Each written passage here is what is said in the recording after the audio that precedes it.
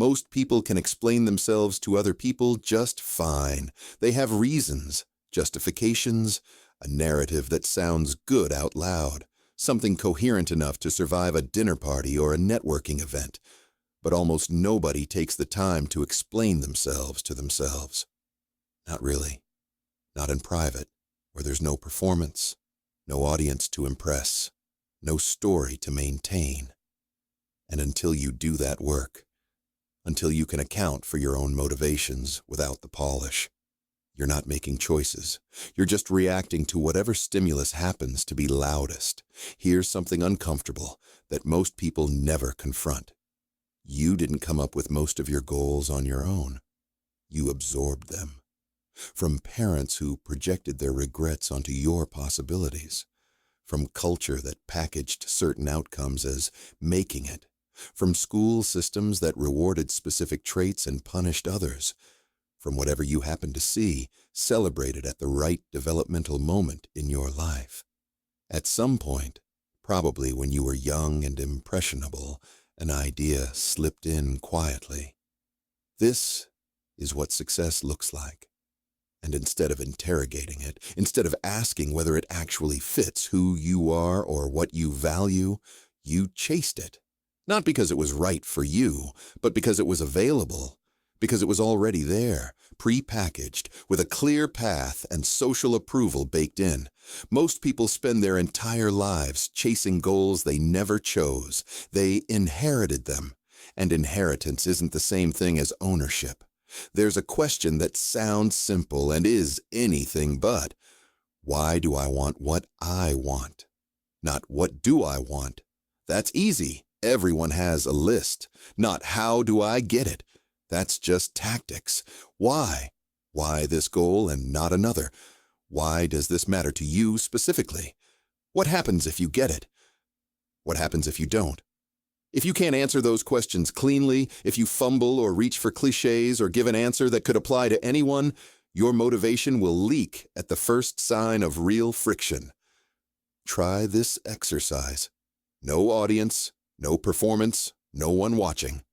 Take one goal you claim to care about, something you say you're working toward, and ask why 5 times in a row.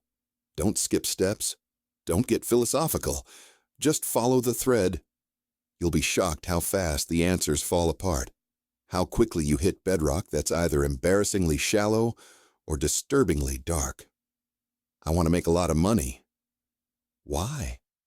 So I can feel secure. Why do you need to feel secure? Because I hate uncertainty. Why do you hate uncertainty? Because I don't trust myself to handle problems without a buffer. Now we're finally somewhere useful. Now we're talking about something real that you can actually address. A lot of people confuse wanting with needing. They use the words interchangeably, as if they mean the same thing. They don't. Wanting is emotional. It's about feeling, about identity, about what you think having something will say about you. Needing is structural. It's about function, about what's actually required for the outcome you're trying to build. You might want to be admired, but what you need is competence that delivers consistent results. You might want freedom, the Instagram version, the laptop on a beach version. But what you need is leverage, skills that create options, resources that buy back your time. You might want passion, work that makes you feel alive, that aligns with your values. That tells a good story. But what you need is a skill you can deploy on command, regardless of whether you're inspired that day. If your goals are built on wants alone, on feelings that shift with your mood or your confidence, they'll collapse the moment the external applause stops, the moment no one's watching to validate that you made the right choice. Needs are durable, wants are not. Every fantasy comes with a tax, a cost that's invisible from the outside but unavoidable from the inside. People see the outcome. The title, the lifestyle, the freedom, the respect. They see the version that gets posted and celebrated.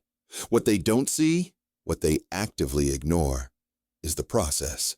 They want the lifestyle of a successful creator, without asking what kind of person survives years of obscurity and inconsistent income.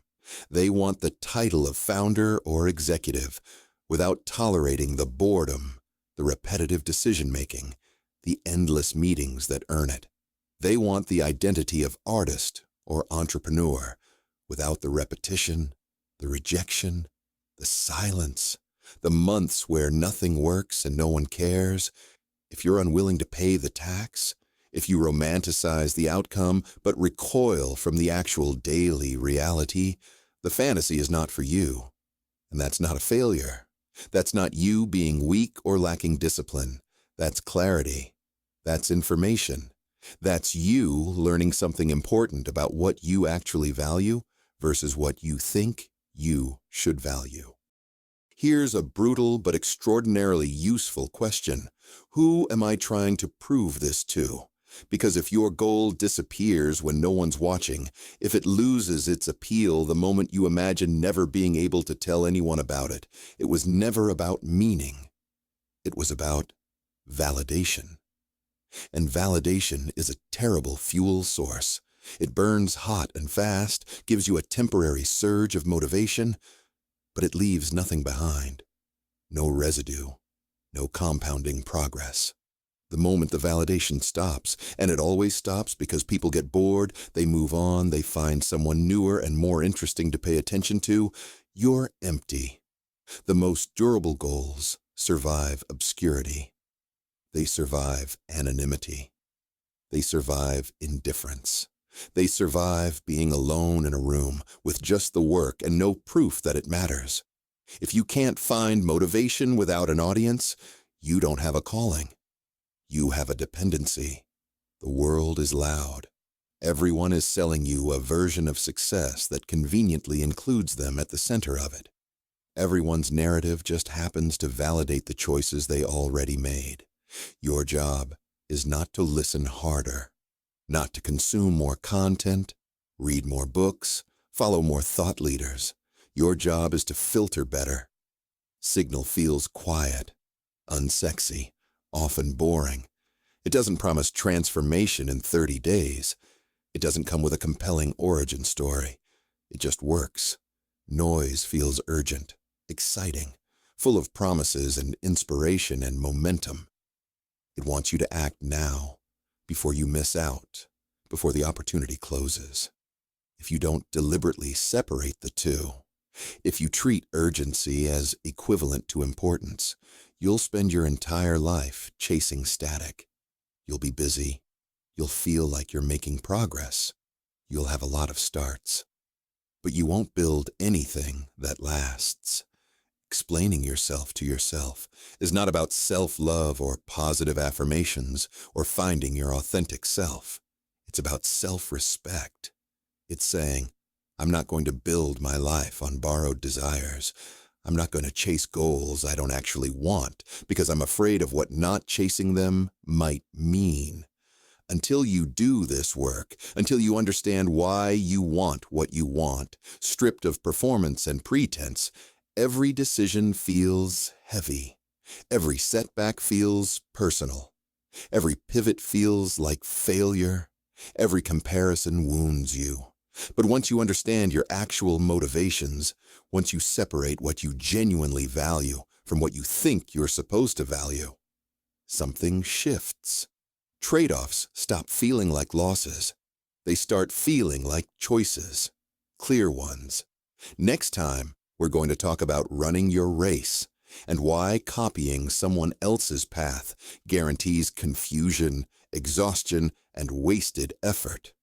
We all can't be astronauts, but we can stop pretending we don't know why we're wearing the helmet.